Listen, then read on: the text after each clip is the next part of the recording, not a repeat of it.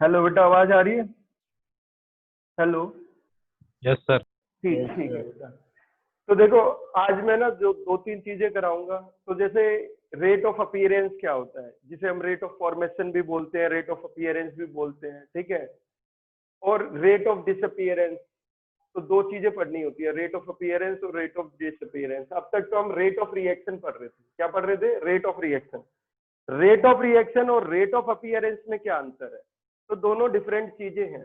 अगर आप देखो, एक केमिकल रिएक्शन लेता हूं और पहले मैं रेट ऑफ रिएक्शन समझाता हूं, वो तो आपने समझ रखा, फिर मैं बताऊंगा रेट ऑफ अपीयरेंस किसे कहते हैं। ठीक है। तो देखते हैं, एक रिएक्शन को ही हम जनरली ले लेते हैं। तो मान लो एक रियल ही रिएक्शन ले लेते हैं। मान लिया हमने ये ले लिया कि डाई नाइट्रोजन है, किसके साथ रिएक्ट कर रही है? डाई हाइड्रोजन के साथ रिएक्ट कर रही है। और क्या बना रही है बेटा? अमोनिया बना रही है। क्या बना रही है? अमोनिया बना रही है। तो डाई नाइट्रोजन डाई हाइड्रोजन के साथ रिएक्ट कर रही है, क्या बना रही है? अमोनिया। डाई नाइट्रोजन भी गैस है, डाई हाइड्रोजन भी गैस है, अमोनिया भी क्या है? गैस है। Die nitrogen gas, di hydrogen गैसीय स्टेट में, अमोनिया भी गैस है। बैलेंस केमिकल इक्वेशन लिखते हैं, तो बैलेंस केमिकल इक्वेशन के हिसाब से अगर हम देखेंगे तो क्या होगा? तो देखो, डाई नाइट्रोजन के तो 1 मोल और डाई हाइड्रोजन के 3 मोल 1:3 के रेशियो में मिक्स किया जाता है डाई नाइट्रोजन डाई हाइड्रोजन को बाय वॉल्यूम। तो डाई नाइट्रोजन का 1 मोल, डाई हाइड्रोजन के 3 मोल, अमोनिया के कितने मोल बनते हैं बेटा? 2 मोल बनते हैं। तो ये बैलेंस केमिकल इक्वेशन हो गई। नाइट्रोजन 2 हो गया और हाइड्रोजन 6 है, तो आप देख लो बैलेंस हो गया। सभी गैसीय स्टेट में ये दोनों रिएक्टेंट है। दोनों के दोनों reactant, die nitrogen di hydrogen गैसीय स्टेट में, और प्रोडक्ट भी किसमें है? गैसीय स्टेट में। प्रोडक्ट भी किसमें है भाई? गैसीय स्टेट में। अब देखते हैं रेट ऑफ रिएक्शन। तो मैंने बताया था rate of reaction, rate of chemical reaction. Rate of chemical reaction पूरा बोलना है तो बोल सकते हो, या तो speed of chemical reaction, speed of chemical reaction. Rate बोलो, स्पीड बोलो, ठीक है। वेलोसिटी ऑफ केमिकल रिएक्शन भी बोल देते हैं कई बार। क्या बोलते हैं? Velocity of chemical reaction. तो वेलोसिटी ऑफ केमिकल रिएक्शन बोलो, या स्पीड ऑफ केमिकल रिएक्शन बोलो, या रेट ऑफ केमिकल रिएक्शन बोलो, एक ही बात है। रेट ऑफ केमिकल रिएक्शन नहीं पढ़ रहे हैं तो सीधा ही बोल देते हैं रेट ऑफ रिएक्शन बोल देते हैं। क्या बोल देते हैं? Rate of reaction. वो तो हमें पता है सारे रिएक्शन केमिकल रिएक्शन ही है, ये है। तो सिर्फ रेट भी बोल देते हैं, सिर्फ क्या बोल देते हैं? रेट भी बोल देते हैं। रेट ऑफ रिएक्शन को पूरा ना बोल के सिर्फ क्या बोल देते हैं? रेट भी बोल दिया जाता है। तो रेट ऑफ केमिकल रिएक्शन जो होगा वो क्या होता है? तो वो आपने पढ़ा था, क्या होता है? चेंज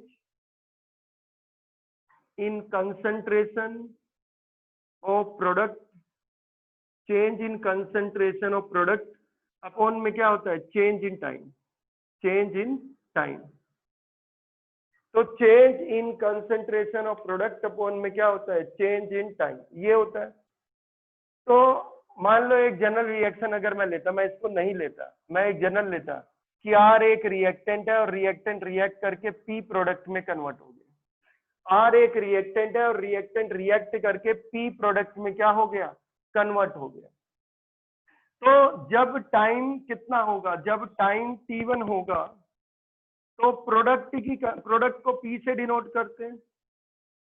प्रोडक्ट को किससे डिनोट करते हैं? p से डिनोट करते हैं। स्क्वायर ब्रैकेट लगा दिया तो ये होता है कंसंट्रेशन ऑफ प्रोडक्ट। जब टाइम t1 था, इनिशियल टाइम, तो प्रोडक्ट की कंसंट्रेशन कितनी थी? p1 थी।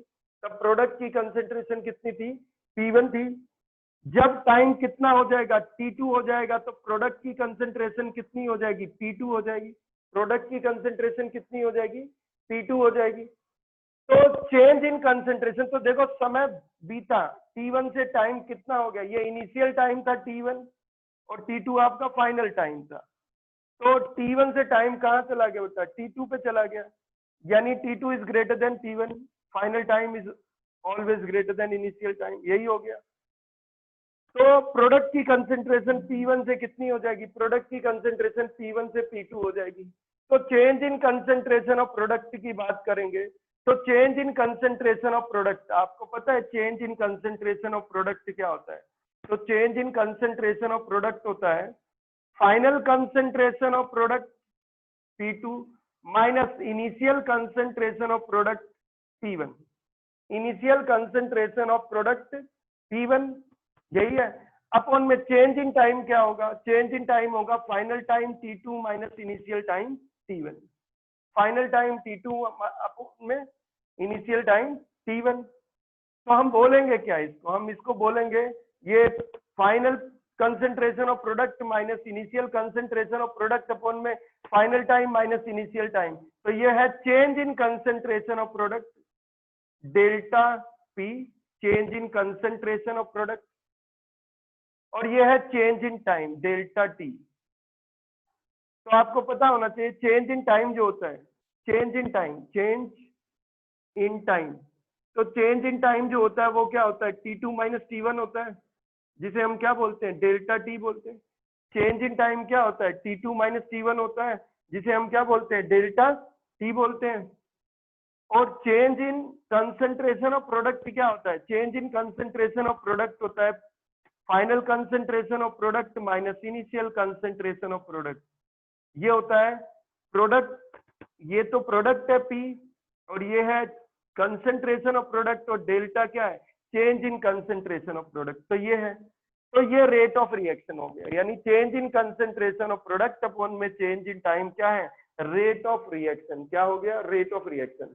लेकिन अगर ऐसा होता, अगर यहाँ 2 मोल होते, कितने मोल होते भाई, 2 मोल होते, तब क्या करते, तब क्या करते, तो ध्यान देना यहाँ अगर 2 मोल होते तो प्रोडक्ट बनने की जो रफ्तार होती वो रेट ऑफ रिएक्शन की डबल होती। सर ऊपर दिख नहीं रहा है, दिख नहीं रहा बेटा, सर ऊपर नहीं दिख रहा है। एक मिनट एक मिनट एक मिनट एक मिनट एक मिनट एक मिनट एक मिनट,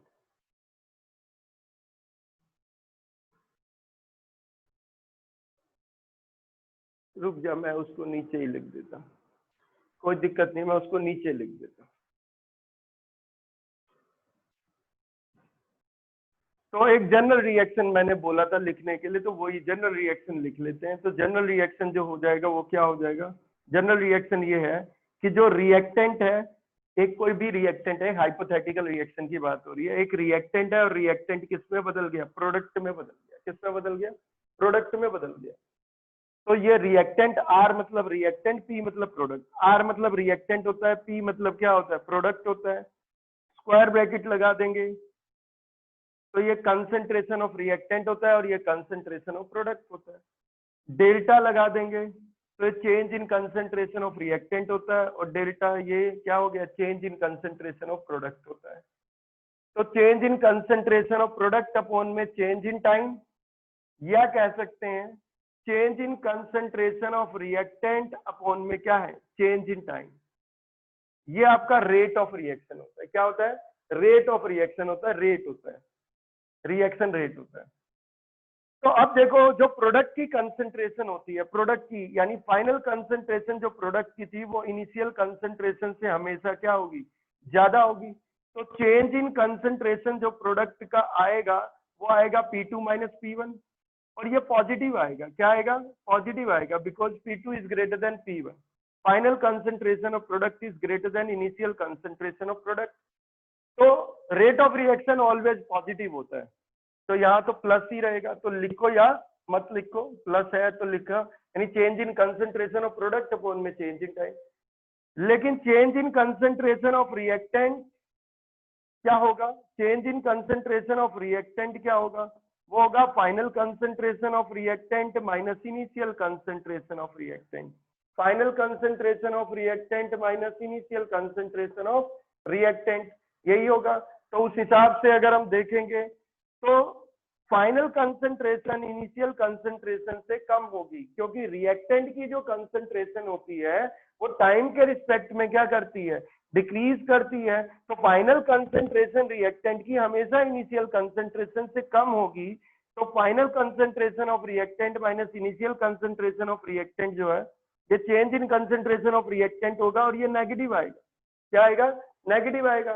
पर रेट ऑफ रिएक्शन तो हमारा नेगेटिव हो नहीं सकता, तो हमारा रेट ऑफ रिएक्शन नेगेटिव नहीं हो सकता, इसलिए हम यहाँ पे क्या लगा देते हैं, आगे माइनस लगा देते हैं। माइनस ये बता रहा है कि रिएक्टेंट की जो कंसंट्रेशन है वो तो टाइम के रिस्पेक्ट में डिक्रीज कर रही है, पर प्रोडक्ट की जो कंसंट्रेशन है वो टाइम के रिस्पेक्ट में क्या कर रही है, इंक्रीज कर रही है। इसलिए प्रोडक्ट के लिए तो पॉजिटिव ही रहेगा, पर रिएक्टेंट के लिए हमेशा क्या रहेगा, नेगेटिव रहेगा, क्योंकि रिएक्टेंट जो होते हैं वो डिसअपियर होते हैं और प्रोडक्ट जो होते हैं वो अपीयर होते हैं। इसलिए प्रोडक्ट के लिए रेट ऑफ अपीयरेंस और रिएक्टेंट के लिए रेट ऑफ डिसअपियरेंस। ठीक है, अभी तो रेट ऑफ रिएक्शन की बात कर रहे हैं, तो ये आ गया, पॉजिटिव लिखने की जरूरत होती नहीं। लेकिन अगर मान लो इसी हाइपोथेटिकल रिएक्शन में प्रोडक्ट 2 मोल होता तो, प्रोडक्ट 2 मोल होता तो अगर प्रोडक्ट 2 मोल होता तो change in concentration of product upon में चेंज इन टाइम, ये rate of appearance of product होता, ना कि रेट ऑफ रिएक्शन होता। ये rate of appearance of product होता, ना कि क्या होता, रेट ऑफ रिएक्शन होता। तो अब इसको रेट ऑफ रिएक्शन नहीं बोल सकते क्योंकि 2 मोल आ गए, तो अब इसको बोलेंगे rate of appearance, rate of appearance of product. Product किस रफ्तार से अपीयर कर रहा है, किस रफ्तार से प्रोडक्ट फॉर्म कर रहा है, तो rate of formation of product भी बोलते हैं।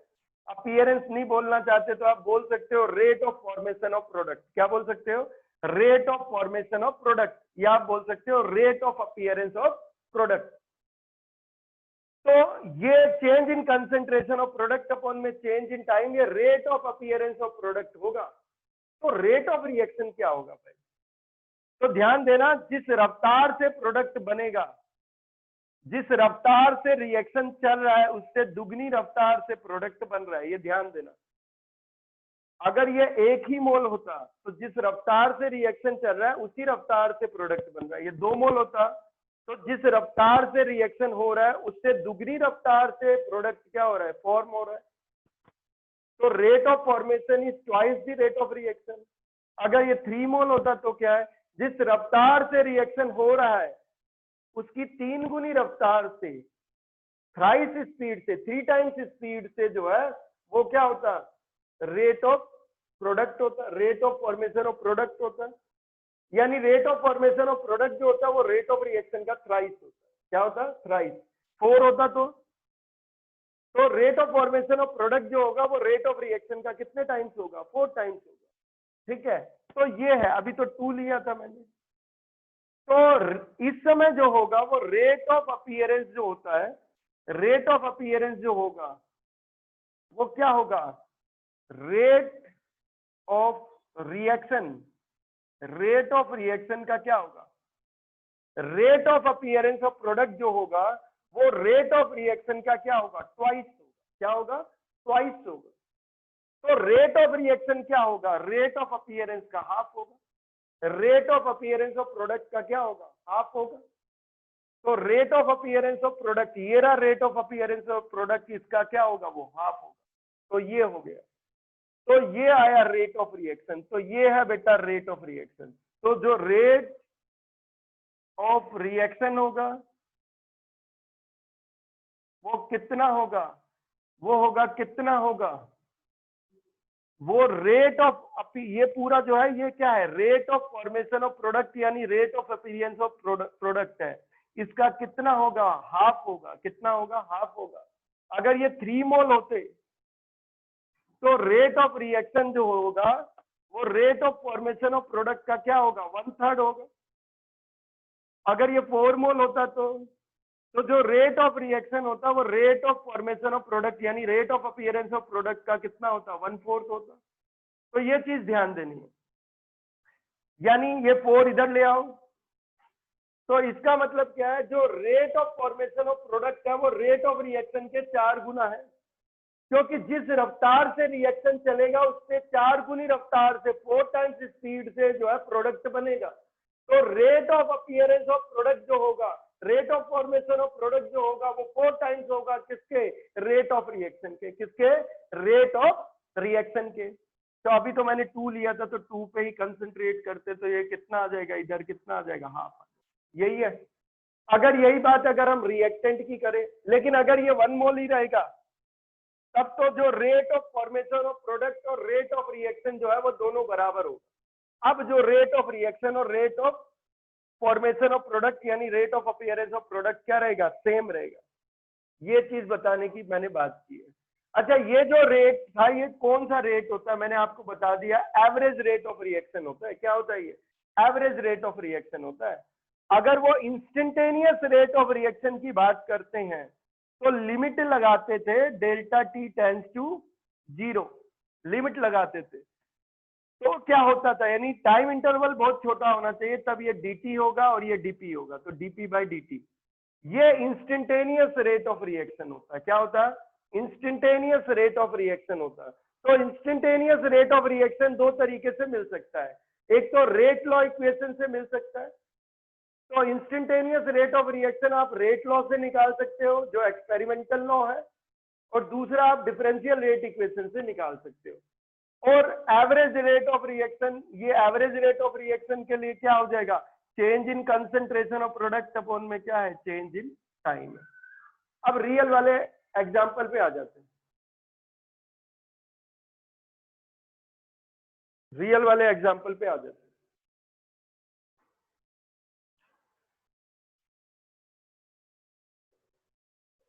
तो देखो रियल एग्जांपल पे अगर हम देखें, एक मिनट बेटा, एक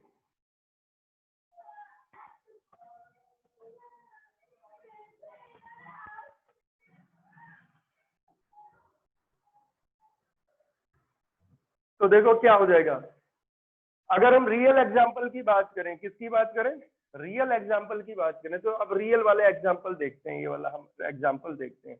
तो इसमें देखो रेट ऑफ अपीयरेंस ही देखते हैं पहले, rate of appearance of ammonia, rate of appearance of ammonia, ammonia NH3 ऐसे ही लिख दिया। तो rate of appearance of ammonia यानी रेट ऑफ अपीयरेंस, अमोनिया यहाँ पे क्या है, प्रोडक्ट है, क्या है, प्रोडक्ट।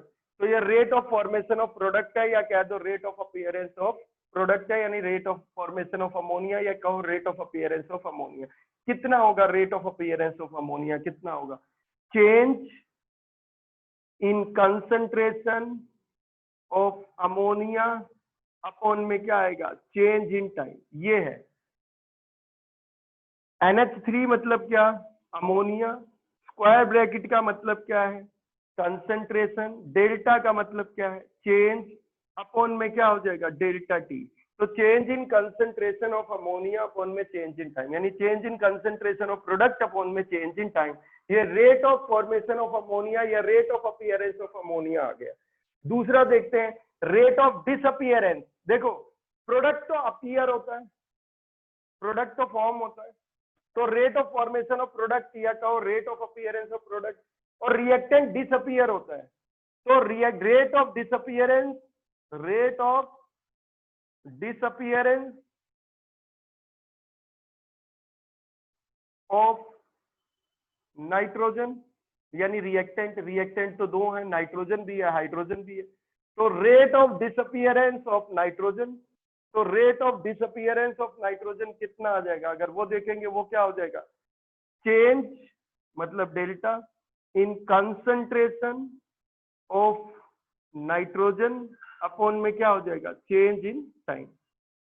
यानी ये क्या है, N2 मत क्या है भाई, नाइट्रोजन है, नाइट्रोजन क्या है, एक रिएक्टेंट है, तो ये क्या हो गया, concentration of nitrogen, concentration of reactant, ये क्या हो गया, change in concentration of nitrogen upon में क्या हो जाएगा, change in time, change in time. और ये डिसअपीयरेंस है, रेट ऑफ डिसअपीयरेंस है। वैसे भी रिएक्टेंट की कंसंट्रेशन जो टाइम के रिस्पेक्ट में होती है वो डिक्रीज करती है, तो यहाँ माइनस लगा देंगे। अभी तो लगाने की जरूरत नहीं क्योंकि आपने डिसअपीयरेंस बोल दिया है, क्या बोल दिया है, डिसअपीयरेंस बोल दिया है, ठीक है। वैसे लगाना चाहो तो लगा लो, ठीक है। तो क्या है, माइनस, माइनस ही बता रहा है कि क्या है, रिएक्टेंट की कंसंट्रेशन टाइम के रिस्पेक्ट में क्या कर रही है, डिक्रीज कर रही है, क्या कर रही है, डिक्रीज कर रही है, यही है। अब एक और चीज देखते हैं, rate of disappearance, rate of disappearance of hydrogen, hydrogen भी रिएक्टेंट है भाई, हाइड्रोजन जो है वो भी तो रिएक्टेंट है, दो रिएक्टेंट है ना, डाइनाइट्रोजन डाइहाइड्रोजन, तो डाइनाइट्रोजन भी डिसअपीयर होगा, डाइहाइड्रोजन भी डिसअपीयर होगा, और अमोनिया क्या है, प्रोडक्ट है। तो अमोनिया प्रोडक्ट है तो अमोनिया अपीयर होगा यानी फॉर्मेशन होगा अमोनिया का, और डिसअपियरेंस किसका होगा, डिसअपियर क्या होंगे, नाइट्रोजन और हाइड्रोजन। तो rate of disappearance of hydrogen क्या होगा, rate of disappearance of hydrogen क्या होगा, डेल्टा, यानी वही हाइड्रोजन के लिए H2 लिख दिया, हाइड्रोजन के लिए H2 लिख दिया, तो हाइड्रोजन के लिए H2 लिख दिया, और ये कंसंट्रेशन ऑफ हाइड्रोजन हो गया, और ये change in concentration of hydrogen हो गया, और ये चेंज इन टाइम हो गया। तो change in concentration of hydrogen upon में चेंज इन टाइम। डिसअपियरेंस बोल दिया, साइन वैसे लगाने की जरूरत नहीं है, ठीक है, जब मैंने बोल ही दिया घाटा तो साइन लगाने की वैसे जरूरत नहीं है। रेट अगर होता तो हम साइन जरूर लगाएंगे, ठीक है, वैसे लगा दो ताकि कंफ्यूजन आपको नहीं रहे, ठीक है। तो क्या हो जाएगा, रिएक्टेंट टाइम के रिस्पेक्ट में उसकी कंसंट्रेशन डिक्रीज करती है इसलिए माइनस, क्योंकि वो डिसअपियर होते हैं, और प्रोडक्ट टाइम के रिस्पेक्ट में क्या करती है, कंसंट्रेशन इंक्रीज करती है इसलिए प्लस। यहां तक तो समझ आ गया। अब रेट ऑफ रिएक्शन देखते हैं क्या होगा। बेटा जिस रफ्तार से रिएक्शन चल रहा है ना, उसकी 3 गुना रफ्तार से जो है हाइड्रोजन कंज्यूम हो रहा है, और उसकी दुगनी रफ्तार से अमोनिया बन रहा है, और उतनी ही रफ्तार से नाइट्रोजन कंज्यूम हो रहा है। इसका मतलब जो है, जो rate of disappearance of hydrogen है वो 3 टाइम्स है रेट ऑफ रिएक्शन के, जो rate of formation of ammonia है वो 2 टाइम्स है रेट ऑफ रिएक्शन के, और जो rate of disappearance of nitrogen है वो रेट ऑफ रिएक्शन के बराबर है, क्योंकि ये 1 मोल है, 1 मोल, ये 3 मोल, ये 2 मोल। तो ध्यान देना 3 मोल है तो ये 3 गुनी रफ्तार से क्या होंगे, खर्च होंगे। ये 2 मोल है, ये 2 गुनी रफ्तार से बनेंगे। ये 1 मोल है तो ये सेम रफ्तार से ही क्या होगा, खर्च होगा। तो हाइड्रोजन जिस रफ्तार से डिसअपियर होगी वो रेट ऑफ रिएक्शन के 3 गुनी रफ्तार से डिसअपियर होगी। अमोनिया जिस रफ्तार से बनेगा वो दुगनी रफ्तार से बनेगा रेट ऑफ रिएक्शन के, और नाइट्रोजन का जो रेट ऑफ डिसअपियरेंस होगा वो रेट ऑफ रिएक्शन के बराबर ही होगा। तो अब अगर मुझे क्या लेना है, रेट ऑफ रिएक्शन लेना है, तो पूरा लिखना है तो पूरा लिख लो रेट ऑफ रिएक्शन, और नहीं तो अगर हमने रेट भी लिख दिया तो मतलब रेट ऑफ रिएक्शन ही होता है। तो अगर हम रेट की बात करें, रेट मतलब रेट ऑफ रिएक्शन नहीं, तो रेट ऑफ रिएक्शन सबसे निकाल सकते हो आप। रेट ऑफ रिएक्शन अगर निकालना चाहो तो देखो, rate of appearance of ammonia जो हुआ है वो रेट ऑफ रिएक्शन के कितने टाइम्स है, 2 टाइम्स है। कितने टाइम्स है भाई, 2 टाइम्स है। Rate of disappearance of nitrogen जो है वो रेट ऑफ रिएक्शन के बराबर ही है, 1 टाइम्स मतलब बराबर ही है। और rate of disappearance of hydrogen जो है वो रेट ऑफ रिएक्शन के 3 टाइम्स है। कितने टाइम्स है, 3 टाइम्स। तो rate of disappearance of hydrogen जो है वो रेट ऑफ रिएक्शन के कितने टाइम्स है, वो रेट ऑफ रिएक्शन के कितने टाइम्स है, 3 टाइम्स। कितने टाइम्स है, 3 टाइम्स है। Rate of disappearance of hydrogen जो है वो रेट ऑफ रिएक्शन के कितने टाइम्स है, 3 गुना। जिस रफ्तार से रिएक्शन चल रहा होगा उससे 3 गुनी रफ्तार से हाइड्रोजन खर्च हो रहा होगा। जिस रफ्तार से रिएक्शन चल रहा होगा उससे दुगनी रफ्तार से अमोनिया बन रहा होगा। जिस रफ्तार से रिएक्शन चल रहा होगा उतनी ही रफ्तार से नाइट्रोजन खर्च हो रहा होगा। यही है। तो उस हिसाब से अगर हम देखें तो जो रेट ऑफ रिएक्शन होगा वो rate of disappearance of ammonia का क्या होगा, हाफ होगा। जो रेट ऑफ रिएक्शन होगा वो rate of disappearance of nitrogen के बराबर होगा, और जो रेट ऑफ रिएक्शन होगा वो rate of disappearance of hydrogen के कितने टाइम्स होगा, 1/3 टाइम्स होगा। कितने टाइम्स होगा, 1/3 टाइम्स होगा। तो रेट ऑफ रिएक्शन जो है वो rate of appearance of ammonia का हाफ होगा। जो रेट ऑफ रिएक्शन है वो rate of disappearance of nitrogen के बराबर होगा, और जो रेट ऑफ रिएक्शन है वो rate of disappearance of hydrogen का 1/3 होगा। तो यानी अगर हमें रेट निकालना है तो अब देखो, अभी तो मैंने बताया rate of disappearance of ammonia क्या है, ये पूरा rate of disappearance of ammonia था, तो इसी को लिखेंगे हम।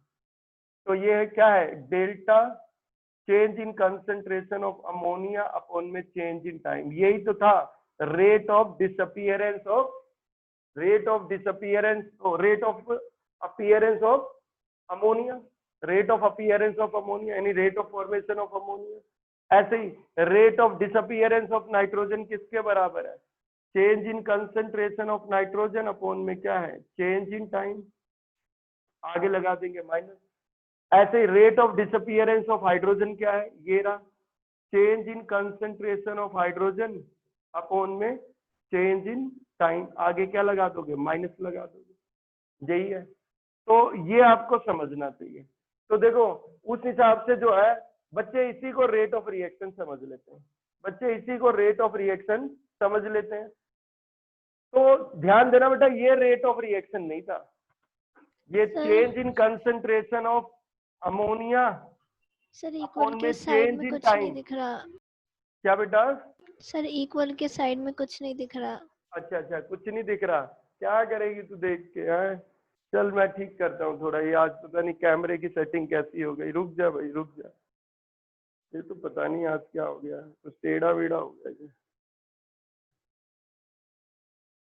ठीक है, इधर देखते हैं बेटा, तो इधर देखते हैं, अब अगला देखते हैं। तो हमने देखा, तो यानी change in concentration of ammonia upon में क्या हो गया, चेंज इन टाइम। तो ये जो था ये rate of formation of ammonia है, rate of appearance of ammonia है, और इसके कितने टाइम्स, इसके हाफ टाइम्स क्या है, ये रेट ऑफ रिएक्शन है, ये रेट ऑफ रिएक्शन है। सेम ऐसे ही है कि change in concentration of hydrogen upon में क्या है, change in time, change in concentration of hydrogen upon में चेंज इन टाइम, आगे क्या लगा दे, माइनस लगा दे। तो ये rate of disappearance of hydrogen है, और rate of disappearance of hydrogen के कितने टाइम्स, 1/3 टाइम्स क्या है, रेट ऑफ रिएक्शन है। क्या है, रेट ऑफ रिएक्शन है। तो पूरा नहीं लिखा रेट ऑफ रिएक्शन, सिर्फ क्या लिख दिया, रेट लिख दिया, नहीं तो पूरा तो क्या है, रेट ऑफ रिएक्शन है। तो ये आपको समझ आना चाहिए, ठीक है, ये आपको बढ़िया से समझ आना चाहिए कि जो रेट ऑफ रिएक्शन है वो rate of appearance of ammonia का हाफ है, rate of disappearance of hydrogen का 1/3 है, और rate of reaction rate of disappearance of nitrogen के बराबर है। यानी जिस रफ्तार से रिएक्शन चल रहा है उसी रफ्तार से नाइट्रोजन डिसअपीयर हो रहा है, उसकी 3 गुना रफ्तार से, 3 टाइम्स 3 गुना रफ्तार से हाइड्रोजन डिसअपीयर होगा, और उसकी दुगनी रफ्तार से अमोनिया अपीयर होगा, यानी अमोनिया फॉर्म होगा। ठीक है, तो ये आपको आना चाहिए। एक और मैं रिएक्शन ले लेता हूँ कोई और, तो आपको थोड़ा समझ आ जाएगा। एक और कोई ले लेते हैं।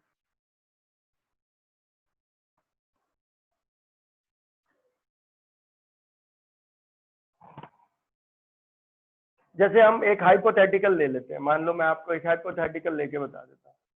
रिएक्टेंट ए रिएक्टेंट बी के साथ रिएक्ट कर रहा है, ये दोनों रिएक्टेंट है, ए भी रिएक्टेंट है और बी भी रिएक्टेंट है।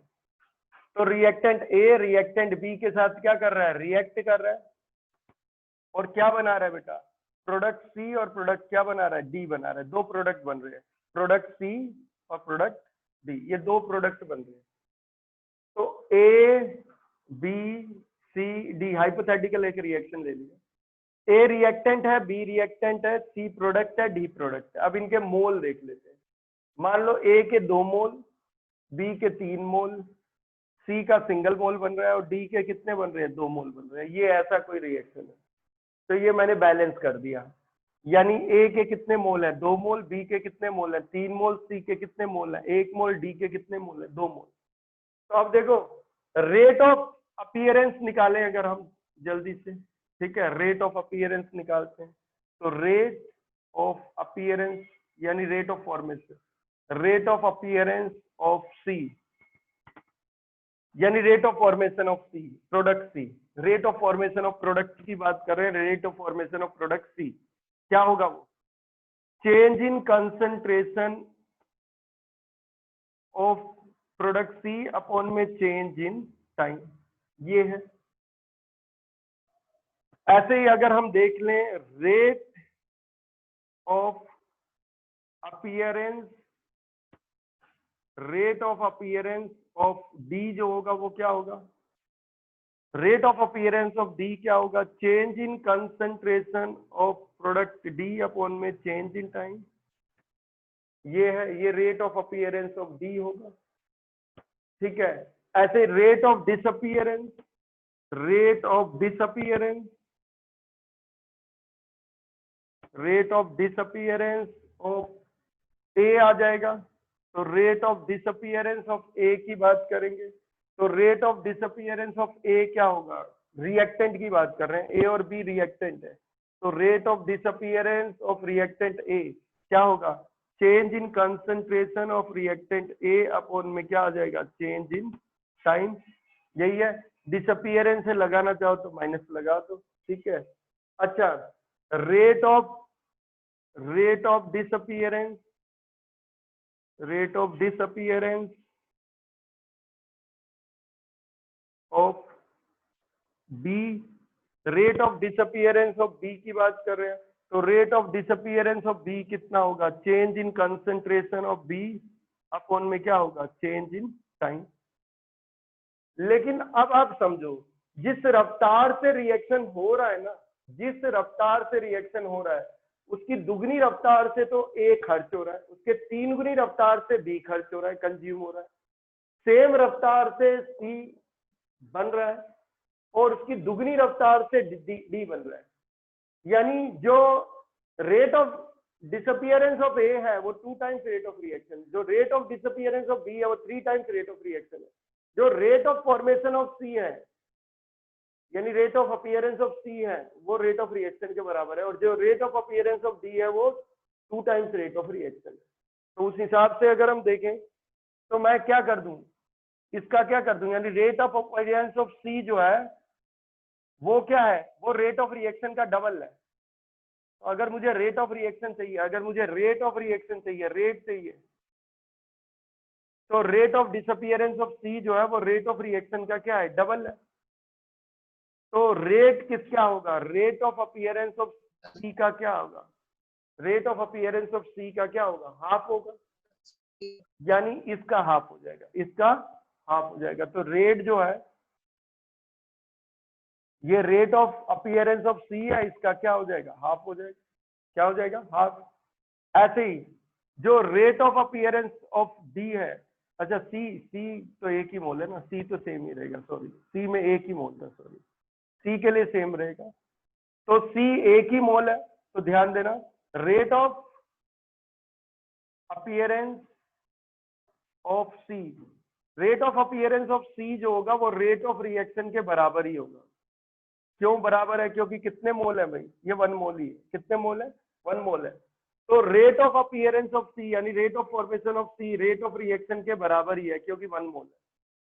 तो rate of reaction rate of appearance of C के बराबर होगा, तो ये रेट ऑफ रिएक्शन के बराबर ही हो जाएगा। डी में देखते हैं, डी बदल जाएगा, rate of appearance of D जो होगा, rate of appearance of D जो होगा वो रेट ऑफ रिएक्शन के कितने टाइम्स होगा, कितने मोल है भाई, 2 मोल है।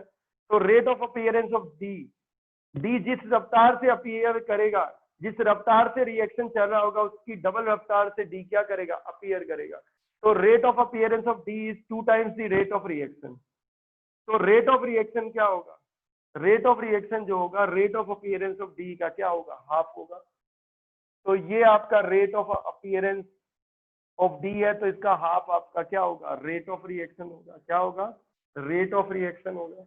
ऐसे ही rate of disappearance of A की बात करेंगे, तो ए जिस रफ्तार से डिसअपीयर हो रहा होगा, तो rate of disappearance of A जो होगा वो रेट ऑफ रिएक्शन का क्या होगा, रेट ऑफ रिएक्शन का डबल होगा। Rate of disappearance of A, rate of disappearance of A वो रेट ऑफ रिएक्शन का क्या होगा, रेट ऑफ रिएक्शन का डबल होगा।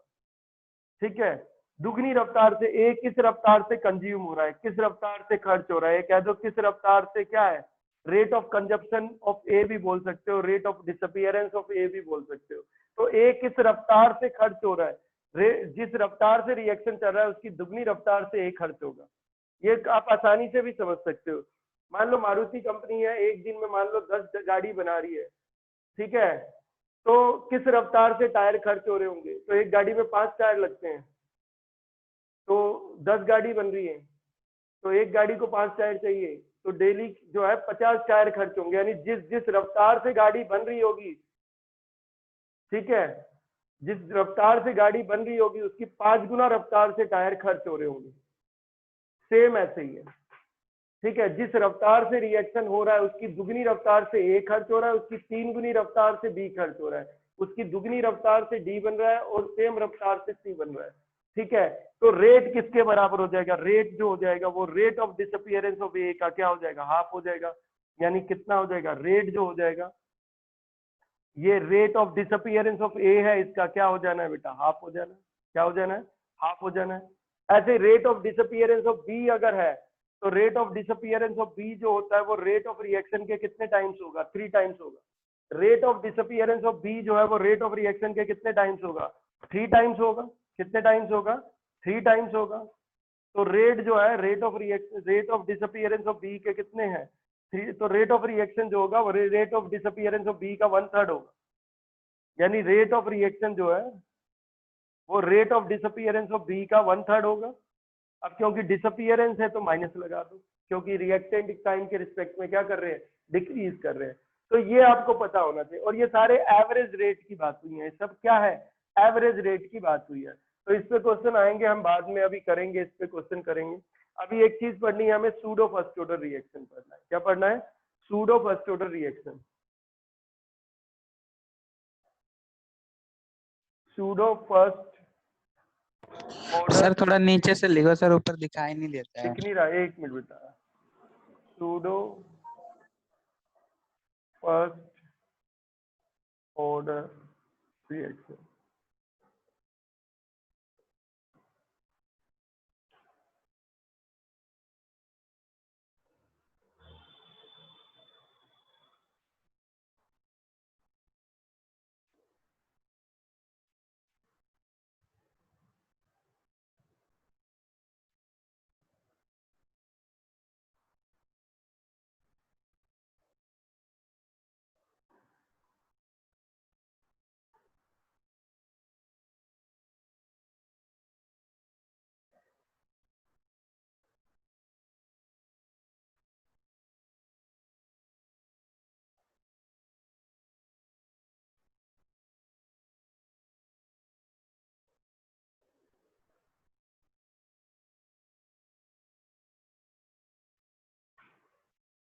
देखते हैं सूडो फर्स्ट ऑर्डर रिएक्शन की बात करें तो सूडो फर्स्ट ऑर्डर रिएक्शन आखिर में होते क्या है? सूडो मतलब होता है झूठा, फॉल्स। जैसे आपने देखा अमीबा आपने पढ़ा था, तो यूनिसेलुलर ऑर्गेनिज्म है तो उसमें सूडोपोडिया बनते हैं। पोडिया मतलब फीट, तो फॉल्स फीट होते हैं सूडोपोडिया। तो अमीबा ऐसे है, तो वो चलता भी है तो फॉल्स फीट से चलता है, ऐसे वो फीड बनाता है, जिसको इसको हम सूडोपोडिया बोलते हैं। तो सूडोपोडिया, ठीक है, फॉल्स फीड। तो सूडो कुछ भी होता है, ठीक है, तो वो झूठा होता है। तो यानी इसका मतलब क्या है? ये रिएक्शन रियल में तो फर्स्ट ऑर्डर नहीं है, ऑर्डर रिएक्शन। ये रिएक्शन फर्स्ट ऑर्डर तो नहीं है, पर ये एक स्पेशल कंडीशन में फर्स्ट ऑर्डर की तरह बिहेव करते हैं। रियल में ये रिएक्शन सेकंड ऑर्डर या थर्ड ऑर्डर कुछ और हो सकते हैं, इनका ऑर्डर ऑफ रिएक्शन कुछ और होगा, पर कुछ स्पेशल कंडीशन में ये फर्स्ट ऑर्डर की तरह क्या करते हैं? कुछ स्पेशल कंडीशन में फर्स्ट ऑर्डर की तरह बिहेव करते हैं। तो जैसे बहुत सारे इसमें आते हैं, इसमें आता है एक hydrolysis of Easter, hydrolysis of Easter, ठीक है। और भी इसमें आते हैं हाइड्रोलिसिस ऑफ केन शुगर, ठीक है, जिसे इन्वर्जन ऑफ शुगर भी बोलते हैं। जो आपकी केन शुगर होती है, सुक्रोज, यानी hydrolysis of sucrose, inversion of sucrose. तो मैं एक एग्जांपल ले लेता हूँ, आपको उसी से समझ आ जाएगा। ईस्टर आप समझो क्या होता है? तो ईस्टर आपने समझा होगा कभी। तो जैसे CH3COOH, ये आपको पता है ये एक एसिड होता है। तो ये इथेनॉइक एसिड होता है। क्या होता है? इथेनॉइक एसिड है। तो ये एक एसिड है, इथेनॉइक एसिड है। तो एसिड को अगर हम वैसे लिखें, एसिड को अगर हम ओपन करके लिखेंगे तो ये वाला ऑक्सीजन जो होता है वो डबल बॉन्डेड होता है, ये ऑक्सीजन सिंगल बॉन्डेड होता है, उसके साथ हाइड्रोजन होता है। ये आपका इथेनोइक एसिड है। सेम ऐसे ही हमने एक क्या ले लिया, एक तो एसिड ले लिया, दूसरा हम कोई अल्कोहल ले लेते हैं। तो मान लो मैंने अल्कोहल ले लिया, इथाइल अल्कोहल C2H5, C2H5OH। ये कौन सा अल्कोहल है? इथाइल अल्कोहल, इथेनॉल है। तो OH मैं इधर दिखा देता हूँ, तो OH मैंने इधर दिखा दिया, तो ये आपका इथाइल अल्कोहल है, तो ये अल्कोहल हो गया। तो आपने पढ़ा होगा, अगर कार्बोक्सिलिक एसिड और अल्कोहल को मिला के हीट कर देंगे, क्या कर देंगे? हीट कर देंगे। किसकी प्रेजेंस में? कंसंट्रेटेड सल्फ्यूरिक एसिड की प्रेजेंस में। किसकी प्रेजेंस में? कंसंट्रेटेड सल्फ्यूरिक एसिड की प्रेजेंस में, यानी एचाइन की प्रेजेंस में, सीधा एचाइन की प्रेजेंस में, या लिखने को लिख दो हाइड्रोनियम आयन की प्रेजेंस में, ठीक है, क्योंकि एचाइन या कैटलिस्ट का काम करता है। तो होता क्या है, इसका OH निकलता है, इसका क्या निकलता है बेटा? H निकलता है। तो अल्कोहल का H निकलेगा और कार्बोक्सिलिक एसिड का OH निकलेगा, और ये इसके साथ जुड़ जाएगा, और ये बन गया आपका ईस्टर। क्या बन गया? ईस्टर। क्या बन गया? ईस्टर। अगर अभी भी नहीं समझा तो बहुत आसान था। इथेनोइक एसिड CH3 था, और क्या था? COOH। ये आपका इथेनोइक एसिड था। अगर इथेनोइक एसिड को ओपन करके लिखना है तो ऑक्सीजन क्या होती है? Double bonded. OH क्या होता है? सिंगल बॉन्डेड होता है। हाइड्रोजन की जगह आप कोई अल्काइल ग्रुप लगा दो, वो ईस्टर हो गया। अभी ये कार्बोक्सिलिक एसिड है, हाइड्रोजन की जगह कोई अल्काइल ग्रुप लगा दो, कोई अल्काइल ग्रुप लगा दो, तो ये ईस्टर हो जाएगा। मिथाइल ग्रुप लगा दो तो मिथाइल ईस्टर हो जाएगा, मिथाइल इथेनोइड। इथाइल ग्रुप लगा दो तो क्या हो जाएगा? इथाइल इथेनोइड हो जाएगा, ये भी ईस्टर है। तो अभी जो मैंने बनाया ऊपर वो इथाइल इथेनोइड एक ईस्टर है। तो लिख ऐसे सकते हैं इथाइल इथेनोइड को, CH3COO, जो H था, H की जगह ध्यान देना, अब ये तो कार्बोक्सिलिक एसिड था, H की जगह क्या आ गया? अल्काइल ग्रुप आ गया। और अल्काइल ग्रुप कुछ भी हो सकता है, मिथाइल है, हो सकता है, तो मिथाइल इथेनोइड, ये भी ईस्टर है। इथाइल ग्रुप लिया है तो इथाइल इथेनोइड, तो ये इथाइल इथेनोइड आपका एक ईस्टर है। तो ये आपका एक ईस्टर है। अगर ईस्टर में क्या करते हैं, अगर ईस्टर में आप पानी डालते हो, वाटर डालते हो, और एचाइन प्रेजेंट है, अगर क्या प्रेजेंट है? एचाइन प्रेजेंट है। एचाइन कैटलिस्ट होते हैं। क्या होते हैं? कैटलिस्ट होते हैं। और थोड़ा सा आप हीट कर दो, क्या कर दो? हीट कर दो। तो आप इसको हीट कर दो, एचाइन प्रेजेंट है, तो आपको पता है क्या हो जाएगा इसमें? ये तो वाटर था, वाटर ईस्टर के साथ रिएक्ट करता है, वाटर ईस्टर के साथ रिएक्ट करता है। तो वाटर जब ईस्टर के साथ रिएक्ट करेगा तो वापस वही बन जाएगा। इसे रिवर्स ऑफ एस्टरिफिकेशन भी बोलते हैं, ठीक है, या हाइड्रोलिसिस ऑफ ईस्टर भी बोलते हैं। तो ईस्टर का हाइड्रोलिसिस है, हाइड्रो मतलब होता है, हाइड्रोलिसिस की बात हो रही है, ठीक है, hydrolysis of Easter, hydrolysis of Easter. Hydro का मतलब ही होता है, हाइड्रो मतलब वाटर होता है, और लिसिस का मतलब होता है ब्रेक डाउन, टूटना। तो कोई मॉलिक्यूल को आप वाटर के साथ रिएक्ट करा के क्या कर दो? तोड़ दो, ब्रेक डाउन कर दो, वो ही क्या है? हाइड्रोलिसिस है।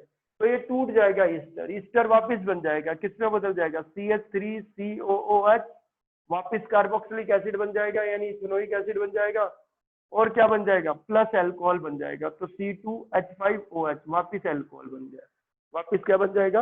अल्कोहल बन जाएगा। तो वापस अल्कोहल बन जाएगा। एक मिनट, ये आज थोड़ा ना, ये कैमरा तो बड़ी प्रॉब्लम कर रहा है, पता नहीं अब सेटिंग कैसी हो गई।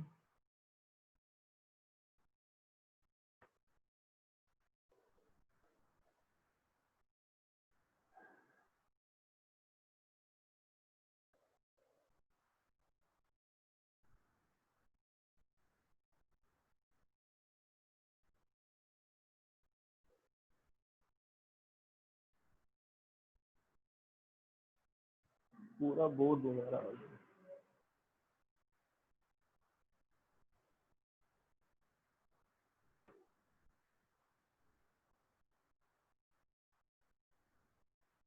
चलो अब आ जाएगा। तो ये है, तो हमने देखा जो ईस्टर है वो वाटर के साथ रिएक्ट कर रहा है एचाइन की प्रेजेंस में, और क्या किया हमने? हीट किया, क्या बन गया? इथेनोइक एसिड बन जाएगा और इथेनॉल बन जाएगा, यही है।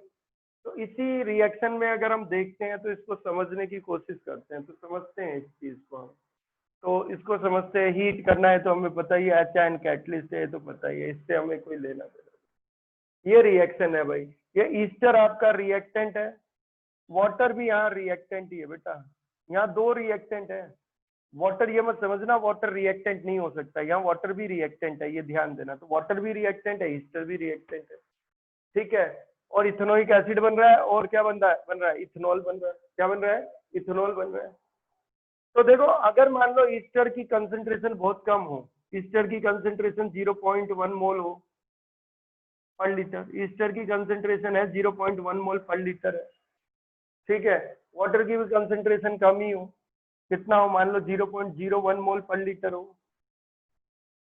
तो अगर कम कंसंट्रेशन है तो एक्चुअली ये रिएक्शन ना सेकंड ऑर्डर का रिएक्शन होता है। तो रेट लॉ लगाते हैं। रेट लॉ क्या कहता है?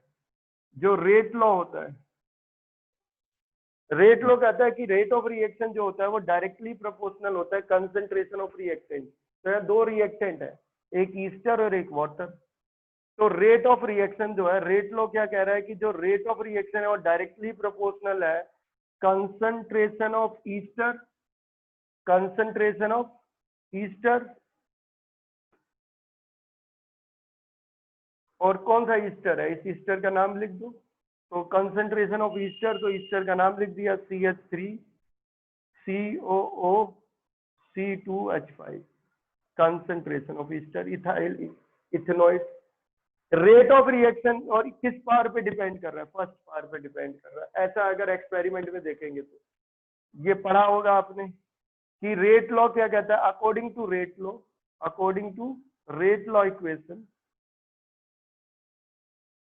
रेट लॉ इक्वेशन के हिसाब से जो रेट है वो डायरेक्टली प्रोपोर्शनल है कंसंट्रेशन ऑफ ईस्टर की पावर अल्फा, और रेट ऑफ रिएक्शन जो है वो डायरेक्टली प्रोपोर्शनल है कंसंट्रेशन ऑफ वाटर की पावर क्या?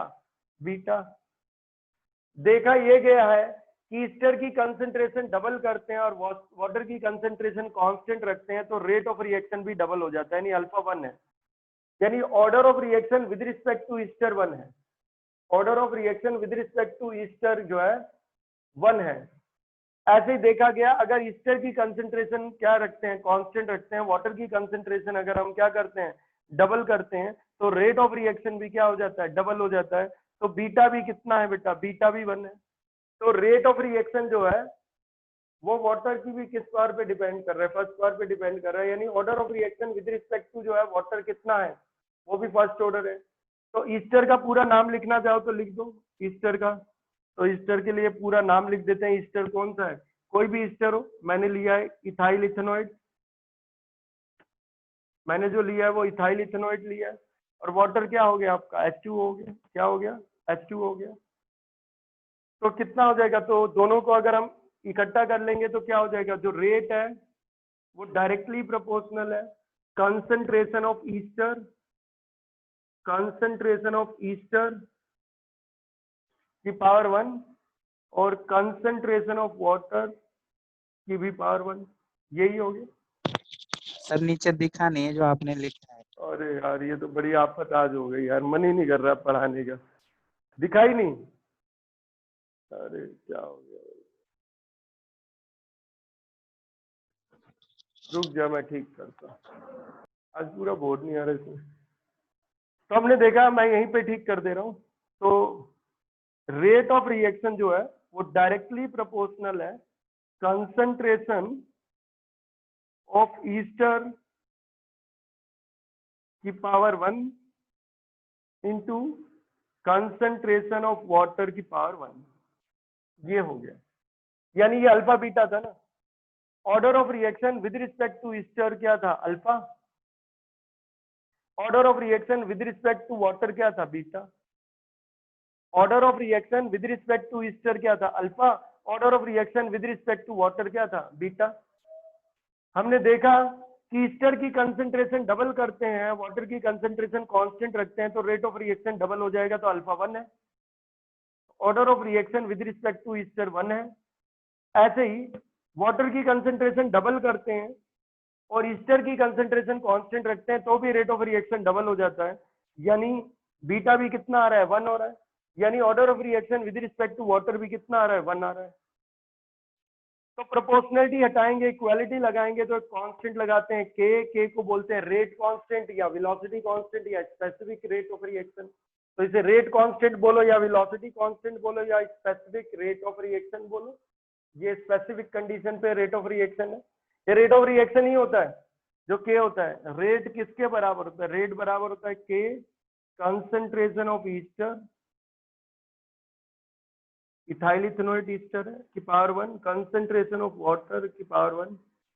भाई अगर ईस्टर की कंसंट्रेशन यूनिटी ले लूं 1 मोल पर लीटर, वाटर की भी कंसंट्रेशन यूनिटी ले लूं 1 मोल पर लीटर, तो यूनिट कंसंट्रेशन अगर ले ली रिएक्टेंट की, सभी रिएक्टेंट की कंसंट्रेशन यूनिटी ले ली, तब जो रेट ऑफ रिएक्शन होता है उसी को कहते हैं हम रेट कांस्टेंट। तो एक तरीके का रेट कांस्टेंट भी रेट ऑफ रिएक्शन होता है, पर किस स्पेसिफिक कंडीशन पे होता है, जब रिएक्टेंट की कंसंट्रेशन यूनिटी होती है, 1 मोल पर लीटर होती है, 1 मोलर होती है। इसीलिए इसे स्पेसिफिक रेट ऑफ रिएक्शन भी बोलते हैं, वेलोसिटी कांस्टेंट भी बोलते हैं, रेट कांस्टेंट भी बोलते हैं। तो यहां से अगर हम देखें ओवरऑल ऑर्डर ऑफ रिएक्शन क्या आएगा, overall order of reaction, overall order of reaction, overall order of reaction जो होता है वो मैंने आपको बताया था एन से डिनोट करते हैं। किससे डिनोट करते हैं, एन से डिनोट करते हैं। ओवरऑल ऑर्डर ऑफ रिएक्शन किससे डिनोट कर सकते हो आप, एन से डिनोट कर सकते हैं। ओवरऑल ऑर्डर ऑफ रिएक्शन होता है अल्फा प्लस बीटा। अरे क्या होता है, अल्फा प्लस बीटा। अल्फा भी 1 है, बीटा भी 1 है, अल्फा भी 1 है, बीटा भी 1 है। एक मिनट बेटा, एक मिनट, एक नितिन चेयर दे देना, या अंदर ही बैठा लो, यहाँ बैठा लो, बैठा लो।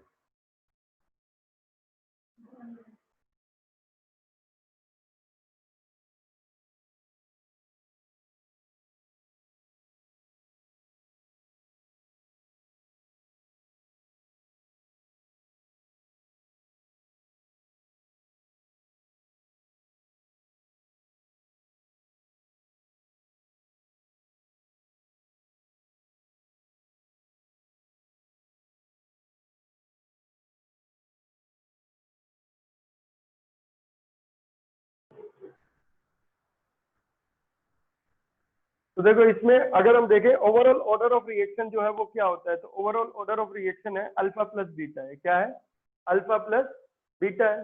तो अल्फा क्या है बेटा, order of reaction with respect to ester जो है वो फर्स्ट ऑर्डर का, ओवरऑल ऑर्डर ऑफ रिएक्शन जो है विद रिस्पेक्ट टू वाटर है, बीटा वो भी क्या है, फर्स्ट ऑर्डर है। यानी ईस्टर के रिस्पेक्ट में फर्स्ट ऑर्डर, वाटर के रिस्पेक्ट में भी फर्स्ट ऑर्डर, अल्फा 1 है, बीटा 1 है। तो ओवरऑल ऑर्डर ऑफ रिएक्शन जो हो जाएगा वो कितना हो जाएगा, सेकंड ऑर्डर का हो जाएगा। तो एक्चुअली ये रिएक्शन जो है सेकंड ऑर्डर का रिएक्शन है। तो ये रिएक्शन ना सेकंड ऑर्डर का रिएक्शन होता है। ओवरऑल ऑर्डर ऑफ रिएक्शन जो होता है एन कितना होता है, 2 होता है, और वो सेकंड ऑर्डर का रिएक्शन होता है। क्या है, सेकंड ऑर्डर का रिएक्शन होता है। पर एक स्पेशल कंडीशन पे, एक स्पेशल कंडीशन आती है, ये फर्स्ट ऑर्डर की तरह बिहेव कर सकता है। अगर मैं वाटर की कंसेंट्रेशन एक्सेस में ले लूं, ठीक है, एक्सेस अमाउंट में अगर वाटर ले लेता हूं, यानी उसकी कंसेंट्रेशन बहुत ज्यादा बढ़ा देता हूं वाटर की, तो ऑलमोस्ट उसकी कंसेंट्रेशन में कोई चेंज नहीं होगा। जैसे अभी तो इतनी है, या मान लो इसकी ईस्टर की कंसेंट्रेशन 0.01 थी और वाटर की कंसेंट्रेशन मान लो कितनी है, 0.1 है। ठीक है, तो अभी तो ठीक है, दोनों की कंपैरेटिव है, ये बहुत ज्यादा एक्सेस में नहीं है। लेकिन अगर वाटर की कंसेंट्रेशन में एक्सेस में ले लूं, ठीक है, मान लो 10 मोल पर लीटर ले ली मैंने, यानी वाटर की कंसेंट्रेशन जो है वो 10 मोल पर लीटर है, और ये ईस्टर की कंसेंट्रेशन जो है वो मान लो 0.1 मोल पर लीटर है। तो आप एक चीज देखो, शुरू में जब की बात हो रही है, जब इनिशियली टाइम कितना है, 0, जब टाइम 0 है तो ईस्टर की कंसेंट्रेशन 0.1 मोल पर लीटर है, वाटर की कंसेंट्रेशन 10 मोल पर लीटर है। ठीक है, और इनिशियली ये तो बने ही नहीं है, ये कार्बोक्सिलिक एसिड नहीं बना है तो उसकी कंसेंट्रेशन 0 मोल पर लीटर है, और अल्कोहल भी नहीं बना है तो उसकी कंसेंट्रेशन 0 मोल पर लीटर है। ठीक है, थोड़ी देर बाद ये बन जाएंगे। ठीक है, मान लो 100% रिएक्शन कंप्लीट हो जाता है टी टाइम के बाद, तो टी टाइम के बाद 100% रिएक्शन कंप्लीट हो जाएगा, तो इसकी कंसेंट्रेशन कितनी बचेगी, इसकी अगर हम देखें कंसेंट्रेशन, तो इसकी कंसेंट्रेशन बचेगी 0 मोल पर लीटर, 0 मोल पर लीटर। टी टाइम के बाद मान लो 100% रिएक्शन क्या हो गया, कंप्लीट हो गया। 100% रिएक्शन कंप्लीट होने का मतलब है कि भाई ऐसा है कि देखो सारा ईस्टर जो है वो क्या हो गया, हाइड्रोलाइज्ड हो गया, वाटर भले बच जाए, सारा ईस्टर हाइड्रोलाइज्ड हो जाएगा, तो अब ईस्टर बचा ही नहीं हाइड्रोलिसिस के लिए, तो फर्दर रिएक्शन नहीं होगा, तो रिएक्शन कंप्लीट हो गया। हाँ, ये वाला रिएक्टेंट क्या हो जाएगा, अनरिएक्टेड रह जाएगा। तो टी टाइम के बाद जो है वो कितना हुआ, 0.1 मोल जो ईस्टर है वो क्या हो गया बेटा, वो पूरा का पूरा जो है डिकम्पोज हो गया, हाइड्रोलाइज हो गया, और क्या हुआ, कितना वो वाटर कंज्यूम करेगा, 1 मोल ईस्टर 1 मोल वाटर कंज्यूम कर रहा था, तो 0.1 मोल ईस्टर कितना वाटर कंज्यूम करेगा, 0.1 मोल, 10 मोल वाटर थे, 10 मोल वाटर थे, और 100% जब रिएक्शन हो जाएगा 1 मोल ईस्टर को 1 मोल वाटर चाहिए, तो 0.1 मोल ईस्टर को कितना चाहिए, 0.1 मोल वाटर चाहिए, तो माइनस 0.1 मोल इतना वाटर वो कंज्यूम करेगा।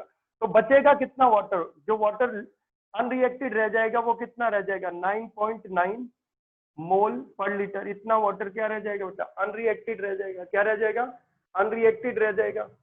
और ये कितना बन जाएगा, ये बन जाएगा, ये भी 1 मोल बनेंगे, ये भी 1 मोल, तो ये 0.1 मोल पर लीटर कार्बोक्सिलिक एसिड बनेगा, जो 0.1 मोल पर लीटर जो है अल्कोहल बनेगा, यही है। तो इस हिसाब से अगर देखो तो पूरा रिएक्शन 100% रिएक्शन कंप्लीट हो गया, कितने टाइम के बाद, टी टाइम के बाद, मतलब 40 मिनट 50 मिनट जो भी टाइम हो, हमने टी टाइम एक कंसीडर कर लिया है, ठीक है, 100% रिएक्शन कंप्लीट हो गया। तो आप खुद ही देखो वाटर की कंसेंट्रेशन में कोई ज्यादा चेंज तो आया नहीं, वाटर की कंसेंट्रेशन में कोई ज्यादा चेंज तो नहीं आया, यानी वाटर हमने लार्ज अमाउंट में लिया था, 10 मोल वाटर लिया था और पूरा रिएक्शन खत्म हो गया, अभी भी वाटर कितना बचा है, 9.9 मोल बचा हुआ है, यानी वाटर की कंसेंट्रेशन ऑलमोस्ट जो है वो कांस्टेंट है। तो वाटर की कंसेंट्रेशन जो है ऑलमोस्ट कांस्टेंट हो गई, यानी अगर हम वाटर को किसी एक रिएक्टेंट को अगर एक्सेस अमाउंट में कर देते हैं तो उसकी कंसेंट्रेशन जो है वो ऑलमोस्ट क्या रह जाती है बेटा, एक किसी रिएक्टेंट की कंसेंट्रेशन दूसरे रिएक्टेंट के कंपैरेटिव अगर हम एक्सेस अमाउंट में कर देते हैं तो उसकी कंसेंट्रेशन ऑलमोस्ट क्या रह जाती है, कांस्टेंट रह जाती है। तो वाटर की जो कंसेंट्रेशन होगी वो देखो पहले कितनी थी, 10 मोल पर लीटर थी, अब कितनी 9.9 मोल पर लीटर है, ऑलमोस्ट कांस्टेंट है, ऑलमोस्ट क्या हो गई बेटा, ऑलमोस्ट कांस्टेंट हो गई, ऑलमोस्ट क्या हो गई, कांस्टेंट हो गई है। तब क्या हो जाएगा, वैसे तो ये सेकंड ऑर्डर का रिएक्शन था, लेकिन अब क्या हो जाएगा, जो रेट है वो किसके बराबर है, rate of reaction according to rate law equation क्या हो जाएगा, K into concentration of water की power 1 into concentration of ester की पावर 1, यही है, 1 लिखने की जरूरत नहीं है, इन दोनों के रिस्पेक्ट में, वाटर के रिस्पेक्ट में, ईस्टर के रिस्पेक्ट में फर्स्ट ऑर्डर के हैं, ओवरऑल ऑर्डर ऑफ रिएक्शन जो है वो क्या है आपका, सेकंड ऑर्डर है। तो आप इसमें देखो जो वाटर है, वाटर की कंसेंट्रेशन कांस्टेंट है और के भी एक कांस्टेंट है, के आपका क्या है बेटा, रेट कांस्टेंट, के क्या है, रेट कांस्टेंट है, और जो है वाटर की कंसेंट्रेशन जो हो गई वो भी ऑलमोस्ट क्या है, वाटर की कंसेंट्रेशन ऑलमोस्ट वो भी क्या है बेटा, कांस्टेंट है। तो आप खुद ही देखो कांस्टेंट इंटू कांस्टेंट एक नया कांस्टेंट बन जाएगा, कांस्टेंट इंटू कांस्टेंट एक नया कांस्टेंट बन जाएगा, यानी के इंटू कंसेंट्रेशन ऑफ वाटर, ये भी ऑलमोस्ट क्या रहेगा, कांस्टेंट ही रहेगा, इसको के डैश बोलेंगे, ये नया कांस्टेंट आ जाएगा, न्यू कांस्टेंट आ गया, तो ये नया कांस्टेंट हो जाएगा, न्यू कांस्टेंट कितना हो जाएगा, के डैश हो गया, कितना हो गया, के डैश। तो उस हिसाब से देखो अब ये कैसे बिहेव करेगा, अब ये लगेगा जब ये वाटर लार्ज एक्सेस में हो गया तो था ये रिएक्शन सेकंड ऑर्डर का, पर अब ये बिहेव करेगा फर्स्ट ऑर्डर का, तो ये सूडो फर्स्ट ऑर्डर रिएक्शन हो गया, झूठा फर्स्ट ऑर्डर रिएक्शन है, क्योंकि रियल में तो ये रिएक्शन सेकंड ऑर्डर का है, पर हमने एक रिएक्टेंट जो वाटर था उसकी कंसेंट्रेशन एक्सेस अमाउंट में कर दी है, तो ये क्या हो गया है, सूडो फर्स्ट ऑर्डर रिएक्शन हो गया।